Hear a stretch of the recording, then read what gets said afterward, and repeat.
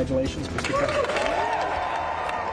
He's brought in measures to initiate mass deportations. He's cut thousands of federal jobs. He's withdrawn from major world institutions and agreements, including the Paris Climate Accords, and he's deployed the National Guard on the streets. Just a few of the policies in Donald Trump's world of America First. In his first year back in power, he's signed hundreds of executive orders, and his die-hard supporters herald him for his implementation of tariffs, for his attempts to bring about world peace, for his actions over Venezuela, and for just telling it like it is. So how has his first year back gone down at home? And is the MAGA base still fully behind him?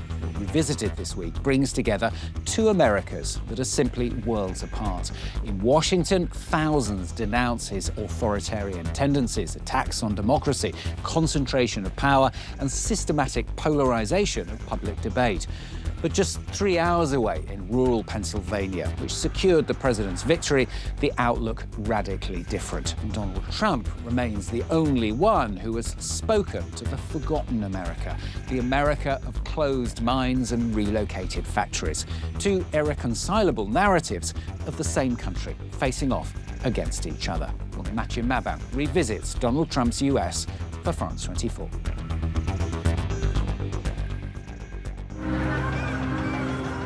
It's been a year since Donald Trump moved back into the Oval Office. In the streets of Washington, D.C., where 90% of the population voted for Kamala Harris, his re-election is still a bitter pill to swallow. Who is righteously pissed off about Trump, no chance. Make some sacrifices to get here to the nation's capital. These protesters have gathered in front of the White House to denounce Trump's authoritarian policies, which they see as a direct threat to American democracy. Those of you who are here are the seeds of the nonviolent revolution that very quickly Most here are white, middle class, and middle-aged, and are seasoned activists like Sansara Taylor, who's been campaigning against fascism for several years. On the subject, yes. Trump must go now. Trump must go now. So with that, I want to bring up one of the co-founders of Refuse Fascism back in 2016, way ahead of the curve, Andy Z. Give some love to Andy Z. Imagine a sea of people from here to the White House, to the Capitol, to the Supreme Court, to every institution, shaking the ground. Andy Z says he became a communist activist in France in 1968 before returning to the US to protest against the war in Vietnam.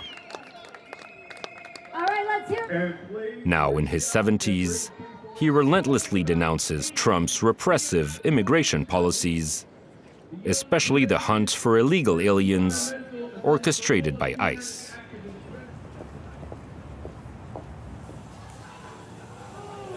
If you're silent in the face of deportations of tens of thousands of people, if you're silent when masked men grab people off the street, throw them into unmarked vans, throw them into detention camps, if you're silent in the face of that, you're not just accommodating something, you're complicit in. Most of Trump's supporters are better off economically, but even those who are more insecure economically, what is appetizing to them about him is the revenge against women, the revenge against Black people, the revenge against LGBTQ people, the resentment that immigrants have come into this country. These activists are also disillusioned with an electoral system they see as outdated and that helped Donald Trump move back into the White House. Beyond Washington and other big cities, perceived as too liberal by some, lies another America. One without slogans or placards, far from the rampant urbanization of the coast. This is Johnstown, Pennsylvania, a small town with a population of 18,000, surrounded by factories that stand witness to the region's glorious industrial past, but also by thick forests stretching as far as the eye can see.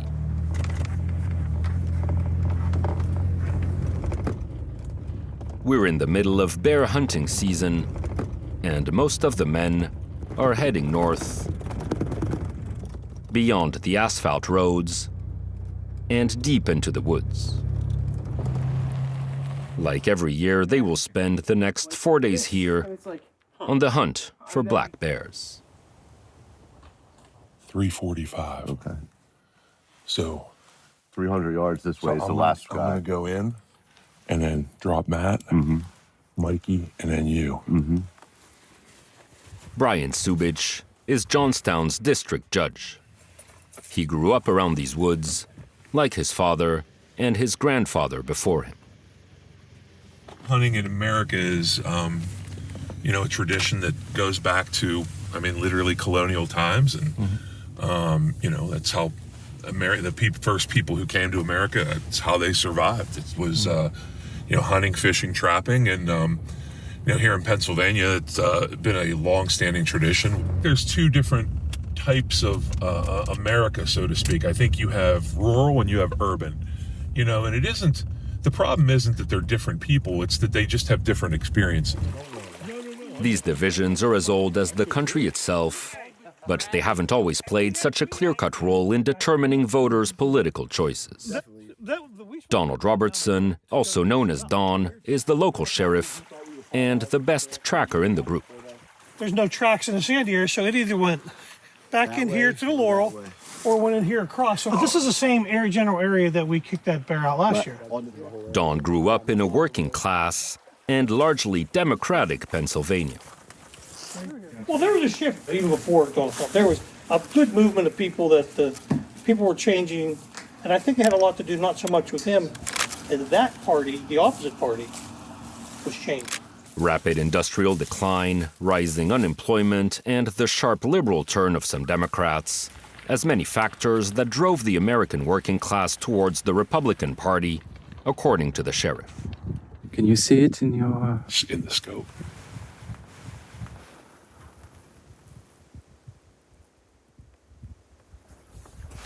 Oh, here, you have to look down. It's not the season for deer hunting, and this family is safe for now. But Brian is convinced a bear hides in this forest, an area where he got his first major kill 10 years ago. As the sun begins to set beyond the treetops, there's still no black fur in sight, and the hunters must return empty-handed. Tonight, they can only look on as others present their trophies. The Pennsylvania Hunting Commission's office is where kills must be registered and verified by a state-sanctioned biologist. But he was dragging it. I think he said he shot it at like 3:30 yesterday. Yeah. And it took till 8 o'clock, so it was after dark. This one is a juvenile male, weighing under 60 kilos. And in this other pickup truck, a much larger specimen, a massive female.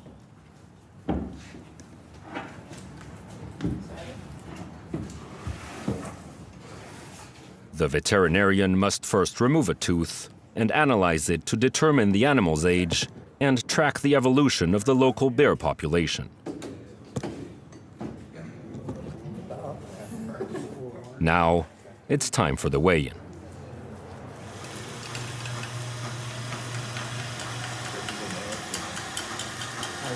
$233, that's what it needs to say.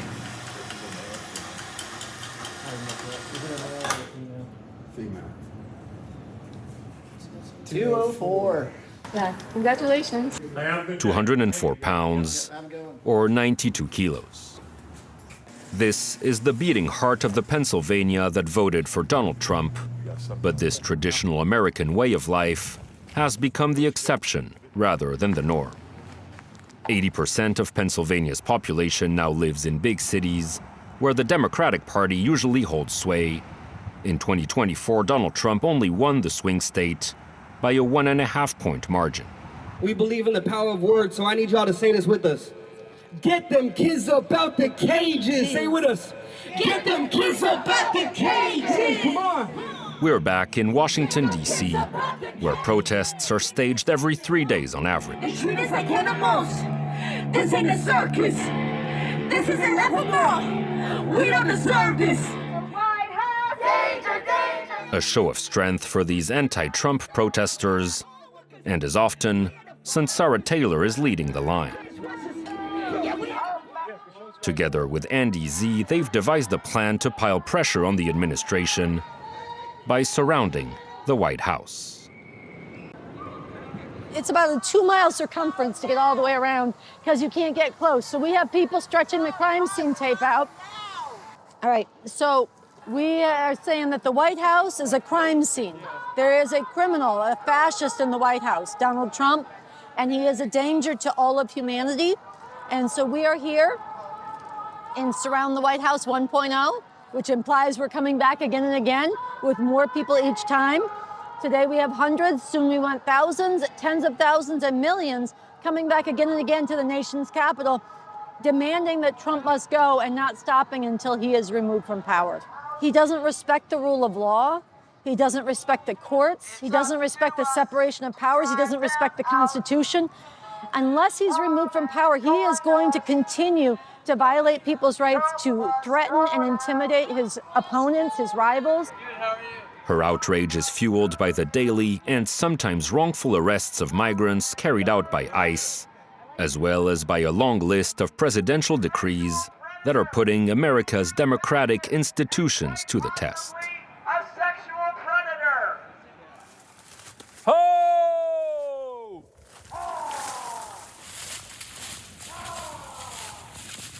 Meanwhile, the hunt closes in on its third day.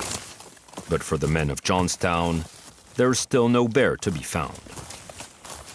You know what? An old man said that to me once. He said, you know, when you're pushing bear, you keep your eyes up in the trees, too. Yeah, I've been looking. I always forget. There may not be any trophy this time around, but for these men who gather in the silence of the forests, this yearly retreat is mostly a chance to spend time together, to reminisce about their lives and talk about the state of the country. How wide we going? Most of them voted for Donald Trump, yet there are no MAGA hats or stickers supporting the presidents on their trucks. No blind partisanship or cult of personality, just a tight-knit community deeply attached to its way of life. I said, yeah, I was running by itself. He said, we had the... Yet this profound aversion to change means outsiders are often viewed with suspicion. Last 8 to 10 years, I'd say, there's been a big, there's been a change in the community. Number of people coming in, number of people leaving. I wouldn't say it saved the soul, but it's changed the fabric of that community a little bit. It's different than it was. I would say not for the better. We've had a big influx of narcotics from outside the area. I mean, it's every day. All have heard of the arbitrary arrests and deportations carried out under Trump. But for these men, policies introduced by the Democrats are to blame. And yell through the mirror. Nothing in socialism works. It's been proven time and time again. But you can't get it in their heads. DC's, that's another different animal altogether. If it's their way or they got it right. They don't believe in the Constitution. They don't like us having gun rights. We're 75% Republican in Somerset. And like Don said, we're probably 80% agricultural. That means they own their own businesses. They work hard, 12, 14 hours a day. They don't want their tax money to go into somebody that doesn't feel like they're working. They don't want their tax money to go to illegal for health care. They work hard for what they get. About the cost of health care. That was the cost of health care for people who are getting it free off of us. My cost has gone up every single year since Obamacare kicked in. My coverage has gone down every single year since Obamacare kicked in. And my deductible has gone through the roof to the point where my insurance pays for absolutely nothing. But not a word was said about the working man's health care. It was all worried about the illegals and those who are getting Obamacare. I think people are fed up. They've just had it. That's why they voted for Trump. I wouldn't want him marrying my daughter. Why? Well, you know, I mean, he has a track record. But he's not a perfect person, but which one of us are?